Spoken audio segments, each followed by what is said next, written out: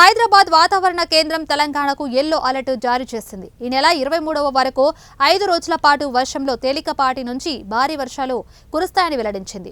June 16 నుంచి 17వ తేదీ ఉదయం వరకు కామారెడ్డి, ఆదిలాబాద్, నిజామాబాద్ జిల్లాలో అక్కడక్కడ భారీ వర్షాలు కురుస్తాయని హైదరాబాద్ వాతావరణ కేంద్రం తెలిపింది.